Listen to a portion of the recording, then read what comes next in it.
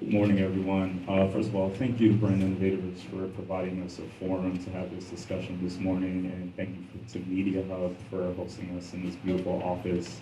I'm super excited to have this conversation today. As a trade desk and Liberty Mutual have been collaborating quite a bit lately.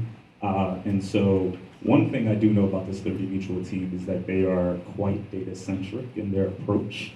And so I think it's quite fitting for us today to be talking about unlocking the power of insights through a data-driven mindset. If any of you are hoping to discuss all the pipes that were brought up, that's not where we're going to focus. Nope. We're going to keep it high level on what it means, how it impacts what we do, how we think about strategy, and how we work as a company, because that's the more fun and interesting stuff. With that, Taylor, I'd like to just start by asking you, what does it mean to you to be data-driven specific to your role at Liberty Mutual, as well as within the context of the insurance industry as a whole?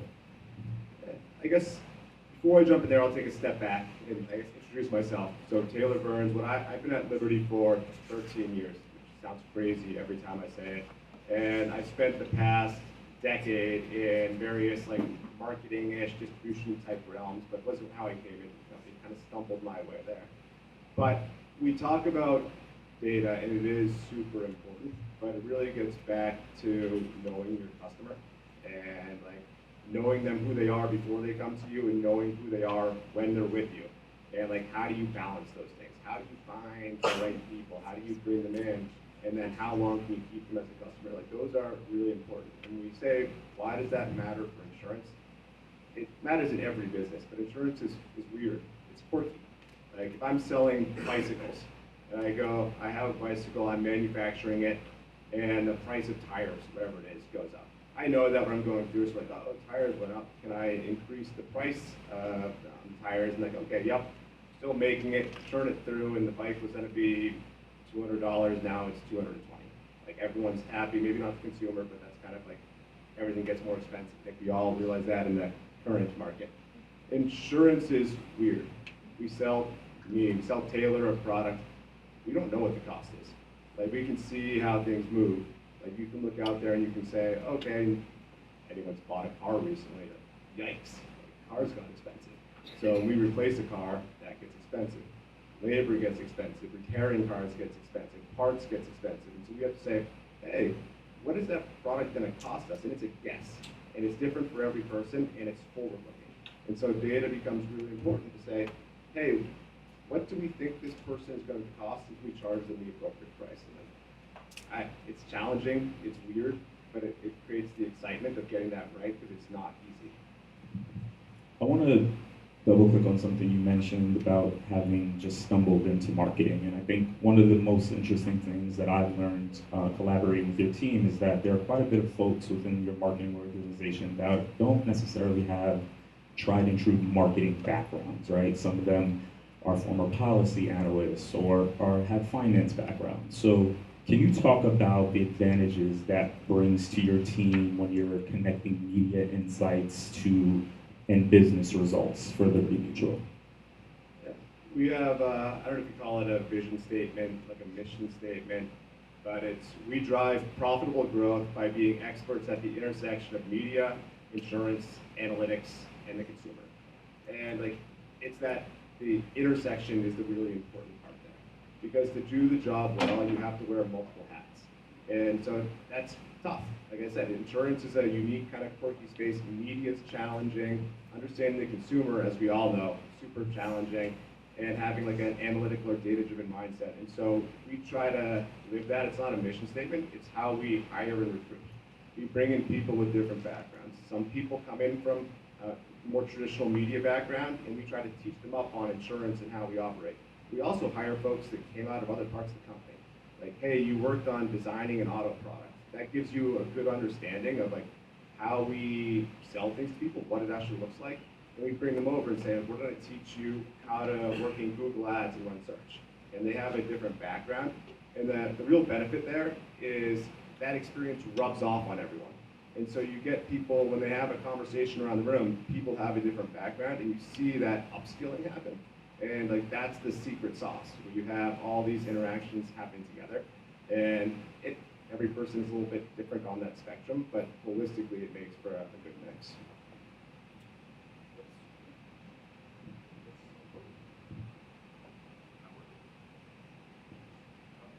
Borrow this one. I think I'm back on. Let's talk about where the insurance industry currently sits. I think there's been a lot of conversation about how there's a lot of pressure right now within the insurance industry on profits. I think you have some insurance journals who've quoted somewhere around a $27 billion loss in underwriting for insurance companies coming out of 2022, and that has definitely carried over some in 2023. Can you talk about how those sort of microeconomic conditions are changing the way that Liberty Mutual is looking at insights related to your media partners? Is the name of the game right now looking at media partners who are driving volume, or is it more about quality of quotes for Liberty? I'm sure others in the room probably haven't read up as much on the insurance industry, but it is a depressing outlook when you look at it. You think they said a $27 billion loss last year. The headlines for this year are like, hey, you thought 2022 was rough, like buckle up for 2023. And it just hits on like the change. Like it's not, I guess it's driven by the macroeconomic conditions. Things are getting like more expensive. And as an insurance company, you have to predict that out, be right, and then go to get pricing approved. So I talked about the bicycle example. It's like, hey, the tires are more expensive. We need to charge $20 more. Then you have to go to 50 states and say, hey, we think it's $20 more. Can we approve that? And it takes time to do that. And so it gets really important to be dynamic. And when we operate in the marketing media group, we're part of a bigger ecosystem. And so our goal is to understand what that ecosystem does and adapt and be flexible to make sure that we are operating to create the most value for the time. And so in dynamic times like this, it means changing. And it means that, okay, so we've gone through and said, we're not shuttering the windows, we still want to grow. It's very important to make sure we have a continual brand, but the world around us has changed. We used to be able to be a little bit more broad, and we had the right product for everyone. Now we look at it and say, oop, it's taking us time to get our pricing right. What do we do? And so we've been focusing on, to Carl's point, getting more targeted, saying, where do we feel good today? And then let's pivot and focus our dollars on those tactics, those people where we feel good today. Where do we think we'll feel good in 3 months? And so we have a different strategy there, saying, okay, we think we feel good in these markets, these customers 3 months out. And so let's start now on the tactics that take a little bit longer. If you're in search, you may want to you don't want to turn on until 3 months from now. If you're in more brand-focused tactics, you want to start building that groundwork, that framework, and say, we think we are going to feel good here in 3 months, so let's start pushing so that when we get there, we can start to see the customers flow in and we feel smart about it. But I would say, in general, like being narrow and smarter, super, super important always, and even more critical in a dynamic and challenging environment. I wasn't as well versed on the insurance industry at the top of the year before I started working on Liberty Mutual. And then I got an escrow analysis on my house. I came to quickly realize what's going on in the world of insurance. But you mentioned being more targeted, narrow. How are you thinking about sort of putting that into practice, right? Like how are you thinking about nurturing customers that you might not want to write a policy for today, but kind of looking to re-engage with them down the line? So that's where we've built a lot of interconnectivity with other parts of Liberty. And so we go back and we work closely to have that like long-term view. Like, how do we feel today? And like that is part of itself. We built those pipes. And how do we feel today? What does that look like? But we've really focused on having that forward-looking outlook because things take a while. And you can't turn a ship. Like, brand is a long-term investment. And so we've been really focused on having that like medium-term outlook and how does that drive all of our media strategies. And geography is really important in insurance just because, as I said, like every state is a little different. But so how do we have a clear outlook on that and for the consumers that make up each state and how do we go? And we would all like to have unlimited budgets. Like none of us do. And so saying like, okay, well, if I don't have an unlimited budget, which none of us do, how do I make sure that I'm prioritizing the most value? We can't do it all, so let's go after and make sure we find all of the right people. And if we get an extra dollar, where's the next person we go? Where are we driving that person in? And like go down until the utopian day when eventually we do get that unlimited budget. Unlikely. Wow, I was hoping you had an unlimited budget for Trade Desk. Wishful thinking. Let's switch gears a little bit and talk more channel specific. So I know that recently Liberty Mutual ran an audio test with the Trade Desk to evaluate the benefits of taking a consolidated approach within a platform. Can you talk a little bit about that test? What did you learn? What was surprising? How did you benchmark success? So for us, it's about targeting and measurement hand in hand. Like if you're going to do anything targeted and you don't have like a measurement capability, you better have a lot of trust to go out there, and because you don't know what you're getting. And so our goal was to do two things. Like one, take greater control of the consumers that we're targeting, because it's, again, not unlimited budget. If we had unlimited, we could probably go after more people. We don't. And so we want to say, okay, let's go after people that are most likely to come to us and buy, and we will have the right solution for them. So like that's important. And then frequency control. And I don't mean like, I mean control in like the actual sense. Like we don't want low frequency. We want the right amount of frequency. Consumers don't think about insurance all the time. If we show them one audio ad like once a month, like they're probably going to forget us pretty quick. And so we want to go after that right consumer and hit that targeted frequency. So that was the test: is are we finding the right people? Do we see them coming through to us? And can we really control that environment so we're staying top of mind for them?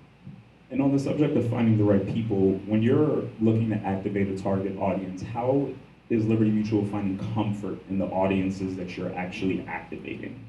And I guess I'll go a little bit broader there. When I say right people, we're a mass market company. We want all of the people. It's just finding for the appropriate price. And so can we go back and we look across and say, hey, can we find for this person we can afford X acquisition cost? Let's go get them. For another group, we may be able to afford slightly less. And so as long as we can find that right balance, it's going after them. And the benefit that we have as an insurance company is in order to buy our product, we need a lot of information. And so we go back, and so we have that closed loop where we're like, we think we got Taylor, let's find out. Well, we need to know who I am in order to give me a product. And so we can gut check that pretty quickly, which is like something you don't get in every industry, but gives us a nice advantage when we go out and are targeted, because we can see how well it worked. Another channel-specific question for you in the realm of CTV. So the Trade Desk is always trying to win hearts and minds around CTV activation and how marketers go about running CTV. I know that's another channel that we've collaborated on quite a bit.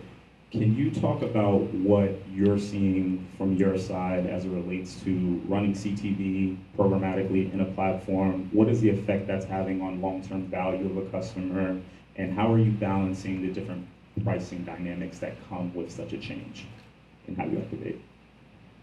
I'd say the streaming landscape is, I guess, it's a fun place because it's going to keep us all busy for many years. It's changing so rapidly.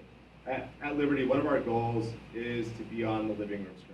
Right? We like that. That's how we break through. That's how we let people know who we are, what we sell, how we can provide value. And streaming is just more and more taking up that living room screen. But it's fragmented and it's all over the place. So when we've done partnership with the Trade Desk, it's to get that holistic view.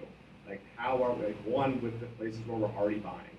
Are we seeing how Hulu is interacting with some of our device partners or other streaming providers we're testing out? We also use it to test new things because it's a good way to say, okay, we're going to bring in a new streaming partner. How are they interacting with the rest of our portfolio? Are they unique? Are they providing like the same duplicate frequency? How does the audience look? And so that holistic view is important. And it's also, we're not delusional, it's a point in time. Like with the change in ad-supported models, with viewers shifting over which subscriptions they have, it's important to do it and then do it again and then redo it because the landscape is changing so rapidly out there. Yeah, I liked your point earlier about frequency control and how important that was specific to when we were talking about audio, but same thing within the CTV environment, right? You have all of these disparate streaming solutions and just being able to bring it in, centralize it, and look at how frequency is driving efficiencies with things like cost per unique household, I think is an important view. I'll wrap up and ask you this last question. If you had to describe the insurance industry in the next 12 months, what 3 words would you use to describe it? So I know you asked me this in the prep call, and at that point, I think I said like some tempered optimism, which I think is a good thing. And we're in a rough industry. I'm an optimistic guy. I'll go forward. But I thought about it this morning when I was coming in, and I had a great thing when I was walking down the street from the parking garage over here. But it was more around like smart folks win. And I think that's the environment we're in. Whenever you have a challenging macro environment, when times are easy, like the folks that aren't paying attention, that aren't pushing the envelope, that aren't being really disciplined, everyone can kind of like fumble along, and you don't win too much, you don't lose too much. When you put a stressful environment out there, and that's what like I've really engaged my team in. We're a challenging environment. Embrace it. Like let's go back, let's double down on sophistication. And like you never see like more value and benefit from people doing smart work than when things are compressed. And so when I look over the next 12 to 18 months, like that's pretty interesting. You're gonna have the folks that are less disciplined, that haven't built out like the infrastructure, don't have the interconnectivity to the other parts of the organization, and like they will stumble as they go through this. And that's where I think like the team that focuses on that can shine, and like you'll see a lot of really valuable work coming out of that. And that'll position, well, my hope, selfishly, is that'll position us really well, like entering into like an environment where there aren't so many like scary headlines out there, and we can take that sophistication and really double down on our growth. Pressure creates diamonds in the rough. I love it. Taylor Byrnes, everyone. Thank you all.